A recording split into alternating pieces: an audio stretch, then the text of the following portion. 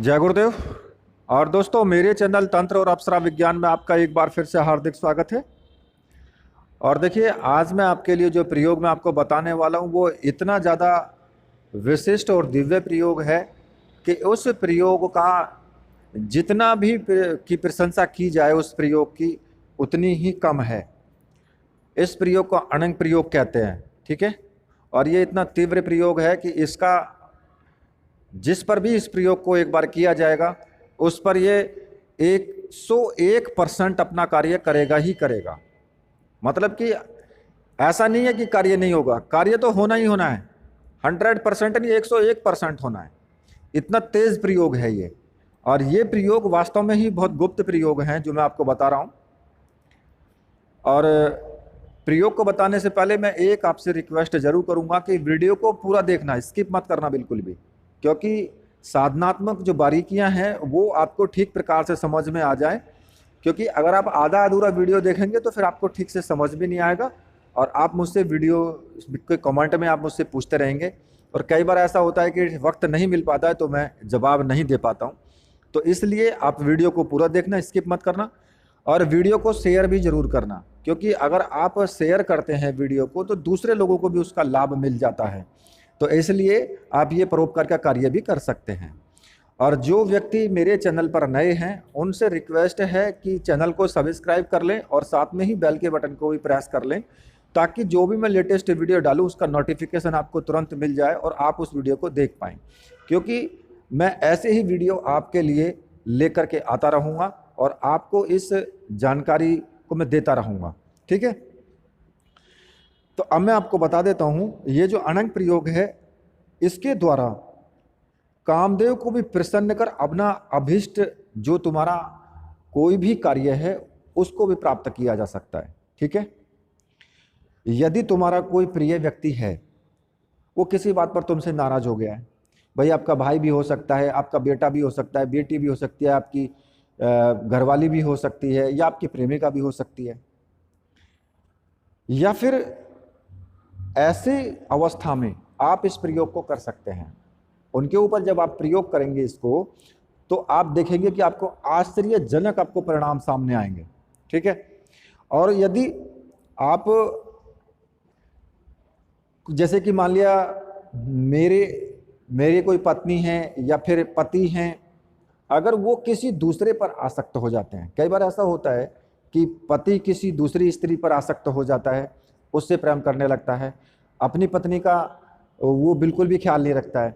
या कई बार ऐसा होता है कि पत्नी किसी दूसरे व्यक्ति पर आसक्त हो जाती है, उससे प्रेम करने लगती है।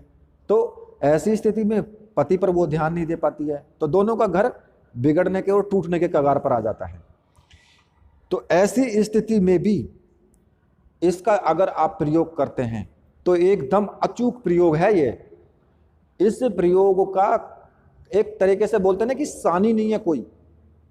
101% नहीं, 1000% मैं बोलता हूं कि प्रयोग 100% काम करेगा आपके लिए। जीवन में ये प्रयोग बहुत महत्वपूर्ण है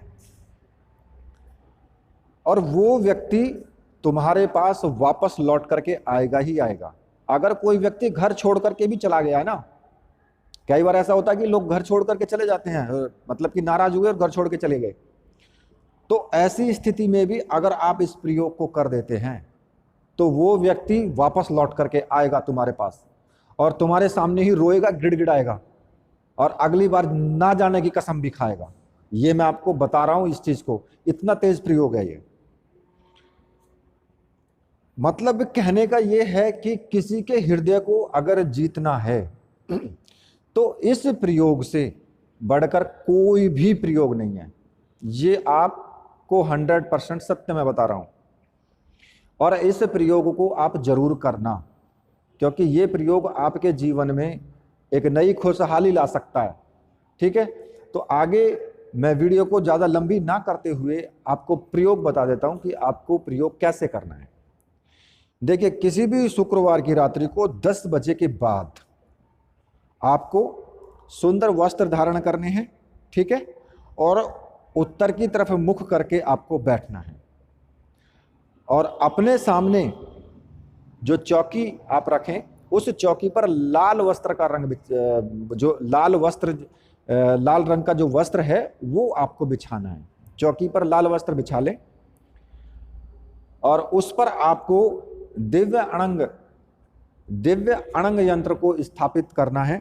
इसमें आपको 3 चीजों की जरूरत पड़ेगी। एक तो अनंग यंत्र की जरूरत पड़ेगी, एक शुक्र फल की जरूरत पड़ेगी और प्रणामाला की जरूरत पड़ेगी।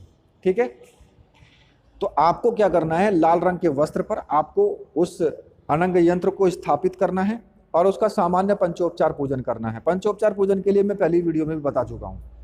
नॉर्मली पंचोपचार पूजन होता है, एक घी का दीपक लगा लेना है, एक धूप बत्ती लगा लेनी है, एक आपको फूल चढ़ाना है और उसका कुमकुम से तिलक करना है और थोड़ा सा मिष्ठान रख लेना है वो प्रसाद के रूप में।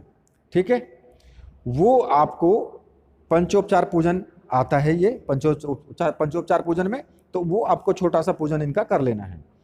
और पूजन करने के बाद उस पर एक जो शुक्र फल मैंने बताया है, शुक्र फल को अर्पित करना है, फिर उस यंत्र पर रख देना है। ठीक है, और उसके बाद में तुम्हें जो प्रणमाला है उस माला से 11 माला मंत्र का आपको जाप करना है।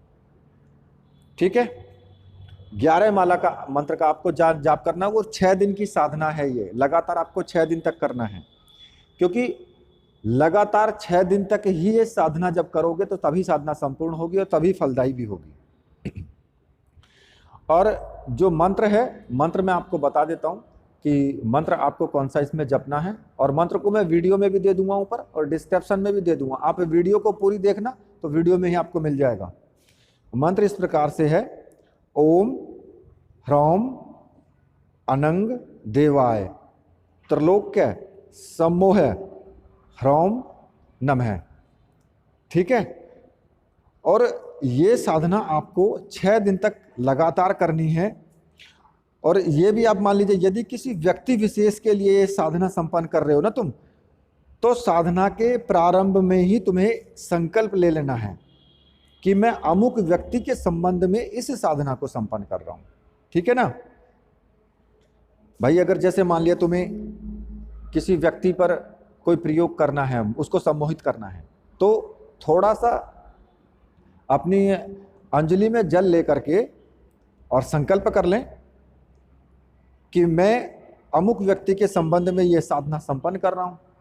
तो बस इतना ही प्रयोग आपको संकल्प लेना है और उसके बाद में आपको जाप शुरू करना है। ठीक है, तो ये 6 दिन तक साधना करने के बाद आपको जब साधना आपकी पूरी हो जाए तो यंत्र और उस फल को, जो शुक्र फल है, और माला को, तीनों चीज़ों को बहते हुए पानी यानी नदी में आपको प्रवाहित कर देना है या तालाब में विसर्जित कर देना है।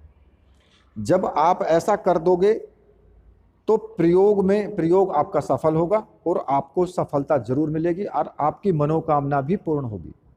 और इसमें आपको जो भी आपको सावधानी रखनी है, ब्रह्मचर्य व्रत का पालन करना है। हर किसी साधना में ही करना होता है ब्रह्मचर्य व्रत का तो पालन। ठीक है, और क्रोध नहीं करना है, किसी से गलत नहीं बोलना है, किसी के साथ दुर्व्यवहार नहीं करना है। मतलब कि 6 दिन तक आपको पूर्ण रूप से सात्विक रहना है, सात्विक भोजन करना है। ये तो आपको नियम सभी साधनाओं में करने ही चाहिए, चाहे मैं बताऊं या ना बताऊं। अगर मैं नहीं भी बताता हूं तब भी ये आपको करने चाहिए, क्योंकि साधना अगर आप कर रहे हो तो फिर उसमें ये नियम तो सभी में लागू होंगे ही होंगे। ठीक है, तो इस प्रकार से ये संपूर्ण साधना आप करें और इस साधना में आपको सफलता मिलेगी। ठीक है, तो ये साधना मैंने आपको बताई। और इस साधना में अगर आपको वीडियो अच्छी लगे तो प्लीज़ वीडियो को शेयर जरूर कीजिए, क्योंकि अगर आप वीडियो शेयर करेंगे तो आपको भी लाभ होगा और दूसरे जो व्यक्ति हैं जिनको ज़रूरत है प्रयोग की, उनको भी लाभ होगा कि वो भी कर सकते हैं प्रयोग। और अगर वीडियो आपको अच्छी लगे तो प्लीज़ वीडियो को लाइक कीजिए, चैनल को सब्सक्राइब कीजिए और मेरे साथ बोलिए, बोलिए वीर बजरंग बली हनुमान जी महाराज की जय, बोलिए मेरे परमहंस गुरुदेव की जय।